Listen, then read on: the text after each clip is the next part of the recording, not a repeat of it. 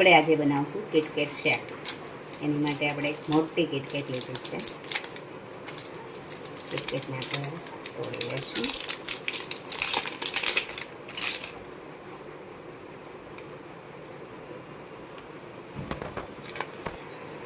હવે કિટકેટને આપણે કટકા કરીને જારમાં નાખી દઈશું, જે છે મિક્સરનો જાર. બરાબર.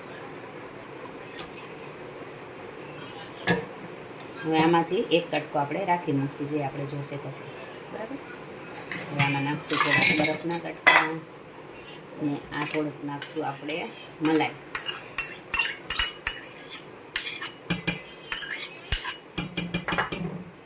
પછી આપણે નાખશું આની અંદર આઈસ્ક્રીમ.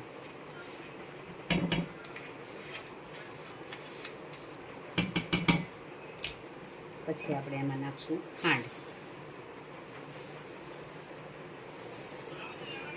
પછી આપણે આમાં નાખશું દૂધ. એક ગ્લાસ જેટલું દૂધ નાખશું. પછી આને આપણે મિક્સર કરી નાખશું. આ આપણે થઈ ગયું છે, જોઈ લઈશું. થઈ ગયું. આપણે આમાં નાખી દઈશું શેક. બરાબર. હવે આની અંદર આપણે નાખીશું આઈસ્ક્રીમ.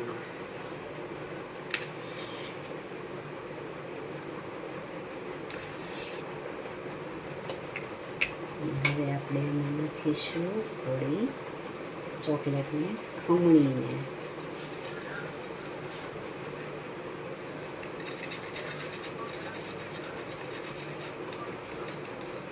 બરાબર. આપણે મૂકશું ચોકલેટ, એટલે આ બની જશે આપણું કિટકેટ શેક.